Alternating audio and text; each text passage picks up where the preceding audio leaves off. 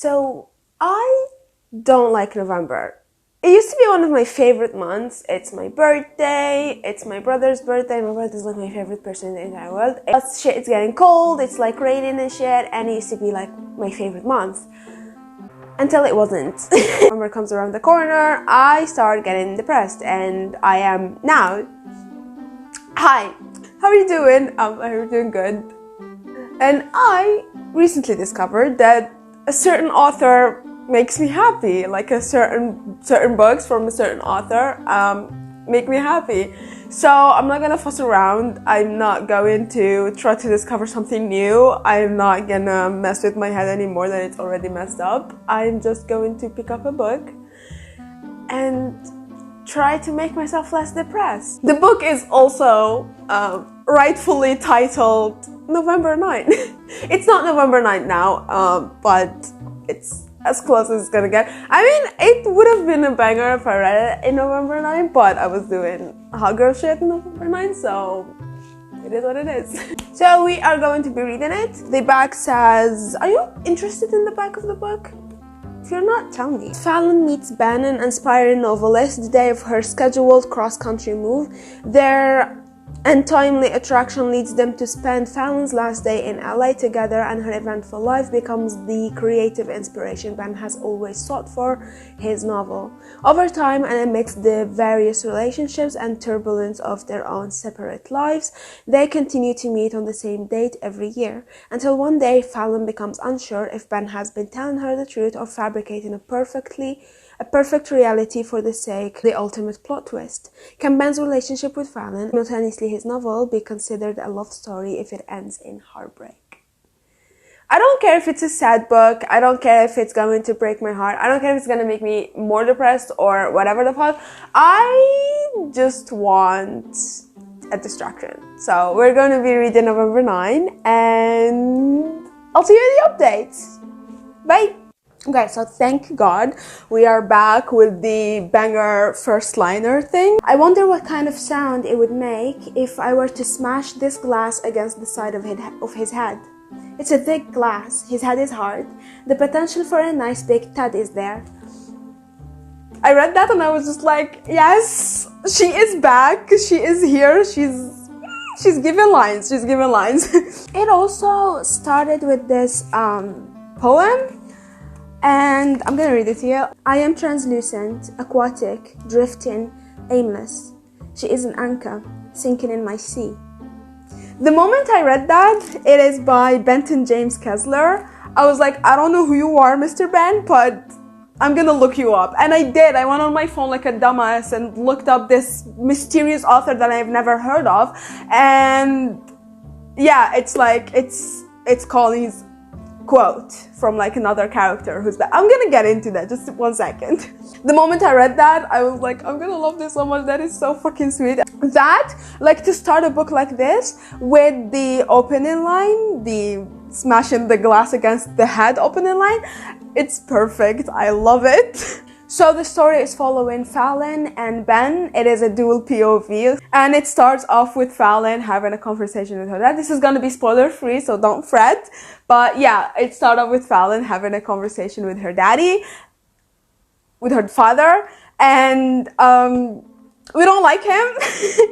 And there's a lot going on. And then we meet Ben in, trust me, the most inconvenient way you can think of. We meet Ben. They're kids though, like you gotta remember that they're kids. And that's what I'm telling myself because I'm just on part 1. And the sort of formatting of this is, okay, I have theories. I'm just on the first date, like the first November 9th, but then all the other parts are like the 2nd November 9, the 3rd November 9. So what my theory is that they're gonna have a deal where they meet like every November 9th, and like because Fallon has a bad memory attached to November 9th, so like they're gonna change that, right? But because the back of the book says that she will be his muse, literally she says, yeah, they continue to meet on the same date every year. I didn't figure that out on my own. It's on the back of the fucking book. I felt smart for 10 seconds. but it says she becomes the creative inspiration he has always sought for his novel. So like she becomes his muse, right? And my theory is that she figures out his writing, like she discovers his writing and she doesn't approve of it, like he used her to write things about her like behind her back. And that's my theory, and that's where, like, in my mind, that's where we're gonna, like, the plot is gonna thicken and we're gonna like be heartbroken for a little bit. There's this quote that it's so relatable. Listen. Sometimes at night I'll rewrite conversations I had during the day, but I'll change them up to reflect everything I wish I could have said in the moment. So I just want you to know that tonight, when I write this conversation down on paper, I'll say something really heroic and it'll make you feel really good about your life. That's all of us. Tell me you don't sit at night and rewrite whatever the fuck happens and make yourself amazing, like give comebacks left and right. Yeah, same. I am just on part one. Yeah, I like the formatting where, like, when part one ends, it's I'm gonna show you the parts. See, like 1st of November, 2nd November 9th, 3rd November 9th. So they're gonna basically have a deal and meet every November 9th. And yeah, it's intriguing and fun so far, so I like it. So we are on the 3rd November and I love the quotes. Each November, each part starts with a quote from Ben Kessler, who's the author in this book, and this one is, "She loved me," in quotations. "She kissed me," in bold. "I tried to keep her," in all caps. "She left with an ellipsis." I don't like that because it's like telling us what's gonna happen in the chapter, and yeah. Honestly, this is giving me so many freaking butterflies. Like literally, I'd be just reading and smiling like a fucking idiot. Also, something that I've noticed, just between the 1st and 2nd November, you can see that the characters grew up and the writing got a little bit better because they were a little immature. So yeah, you can see them growing up, and it's something that I like. Okay, so the main character Fran likes to read, right? And the other protagonist is a writer, or an aspiring writer. And there was this quote, I could not find it, but there was this quote that said, like, he asked her, how can a book be happy if it ends in, if the protagonists aren't gonna end up together? And she's like, they don't need to end up together for it to be happy. They met, they did what they did, fell in love, whatever the fuck, and then each went separate ways, but each was happy on their own lives. And I was like, is this like foretelling us what this is going to be? It was done smoothly though. If it is gonna foretell us what this is going to be, then it was done smoothly. So far, Fallon moved to New York, and they agreed to meet November 9th and like to make it like into a deal. And it's reminded me of that one Ethan Hawke movie, like Until Sunrise or Until Sunset, one of those. And yeah, it's reminded of that because they had a deal like to meet not each 5 years. Yeah, they had a deal to meet again in like the same place and shit, and it reminds me of that movie. And they met for the 2nd time, so it's been a year, and they already matured and grew up a little bit, and now they're gonna meet for the 3rd time shit. And if you see like the parts, the 4th November, I'm not in it yet, like I just got to the 3rd, but the 4th November has Fallon and Ben just 2 chapters, and that scares me because like shit's gonna start getting down. And then 6th November, before the last one, it says Fallon and then Ben's novel because he's writing a novel. And I am so scared that he's gonna write something that's gonna upset her, and that's gonna be like the deal breaker. I don't know how they're gonna pull this off. I don't know how they're gonna pull this off. The one negative thing that I did notice was that it's not keeping me intrigued. I mean, I am, but not really. It's not like a Verity or Lila type of intrigue that it's giving me. It's not keeping me like, wanting to know everything like all at once, which is, good and bad. However, it is making a good job of being an antidepressant this month because I hate November. Okay, I didn't know that Colleen Hoover had like books, like her stories intersect, because starting off November 3rd, okay, it's a heartbreak, like I damn near cried. like I'm triggered by everything. And like I didn't know, and it was like Miles and Tate. Like I heard Miles before in the second November where they met the second time, and I know Miles is another character of another book. I haven't read Ugly Love, but I know it's there, and I'm not planning on reading Ugly Love. Like it's one of the books that I'm not planning to read ever, even though I do love her books. But yeah, I didn't know that they intersect, and like there's Tate and there's Mile, and it's been spoiled. Even though, like, even if I want to read Ugly Love, I won't, because it's just been spoiled in this book. So I didn't know. I have to go and look for all the books, like intersection of the books, so I won't be spoiled in case I want to read more of hers. And like, let's be honest, I will. I just finished November 3rd. It's literally 3 a.m. I am shocked. I was thinking of going back to sleep, like just finishing November 3rd and going back to sleep. Who sleeps? What is sleep? Like, I'm gonna make a cup of coffee. I need this fucking... It's not... However, I'm suspicious of Ben. I don't know, like, he doesn't want her to read the book that he's working on, and he's like taking forever, and he let Jordan read it, and he doesn't want her to read it, Fallon, and he's like all sus about it and shit. And I think he has like something real fucked up in that about her. And then I caught a glimpse again of the back of the book, and there's this part that said, one day Fallon becomes unsure if Ben has been telling her the truth or fabricating a perfect reality for the sake of the ultimate plot twist.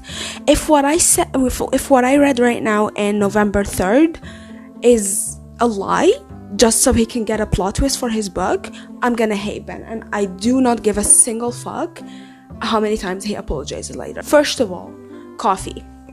By the way, this is irrelevant, but my birthday was 2 days ago, and my brother got me this necklace, and he has been busting my fucking ass because I didn't wear it properly and show it properly in the videos. So yeah, here. This is the necklace that my brother got me. Thank you, I love you. But back to this goddamn book. I am aghast. I am shocked. I am filled with intrigue. I have no idea how the fuck they're gonna recuperate from this. Like, I have no idea. But the writing got better, and them being like maturing throughout the book has gotten way better. Like it feels like more mature right now, which is like what I like. I'm done with childish writing. Like, I'm an adult now. Hi. We don't have much left, which is sad because I want to read more. I just read the first chapter of his novel. What? I am shocked. Shooketh. This, when I was like subconsciously thinking about the rating, I was just like, this is like a 4.5. Like, I like the writing, I like the story, whatever the fuck. We'll get into that later. And then the first chapter of Ben's novel. I am shocked, to say the least. Oh my god. Like, this went from a 4 to a 5. I hope.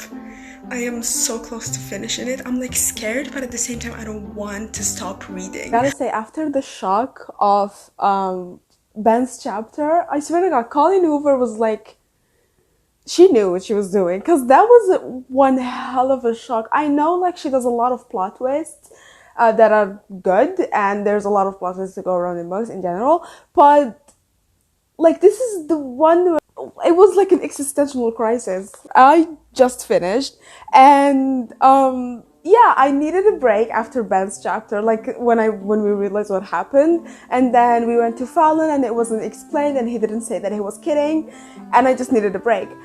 And then I go more into his chapters, because the last part, I told you, like the last part when it was just like Fallon,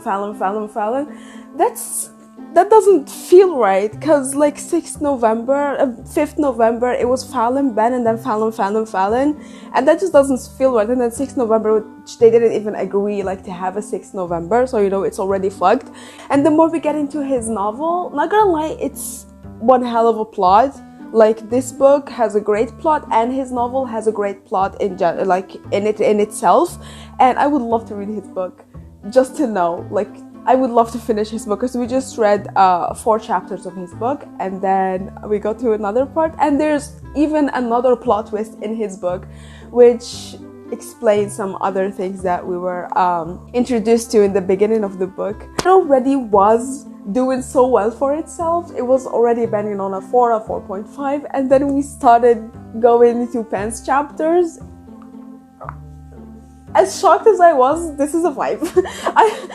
It's also a 5 because it succeeded in actually taking away some of the depression that I'm feeling in November. I do not like November, and this just made it better.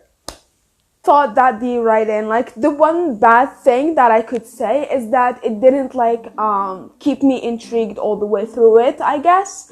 Like, it wasn't like a page turner, which I need like to understand that that's not a bad thing. But yeah, but it's a 5. It's a 5. I like, even if I contemplate taking a little bit of it, it's still gonna be like a 4.5 or something. But yeah, I loved it. I loved it a lot, and it succeeded. It's done what it was supposed to do. It's done its job. It's made me happy. Thank you so much for watching, and thank you for being here, and I'll see you in the next video. Bye.